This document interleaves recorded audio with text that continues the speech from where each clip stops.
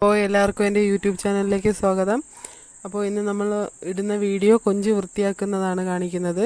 അപ്പോൾ വായോ നമുക്ക് കാണാം.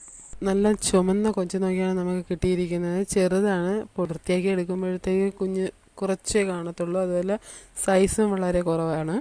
ചെറുതായതുകൊണ്ട് തന്നെ കുറച്ച് പാടായിരുന്നത് വൃത്തിയാക്കി എടുക്കാനായിട്ട്. അപ്പോൾ കൊഞ്ചിൻ്റെ നടുവിൽ കൂടി പോകുന്ന, അതായത് നടുഭാഗത്ത് കൂടി പോകുന്ന ആ കറുത്ത ലൈനുണ്ടല്ലോ, അത് വലിച്ചൊരു കളഞ്ഞില്ല എന്നുണ്ടെങ്കിൽ ചിലർക്ക് അലർജിയൊക്കെ വരും, പിന്നെ പണിയാവും. അതിനേക്കാളും നല്ലത് നമുക്ക് അതുകൂടെ വൃത്തിയാക്കി എടുക്കാം. അതുകൊണ്ട് തന്നെ ഇച്ചിരി അധികം ബുദ്ധിമുട്ടായിരുന്നു.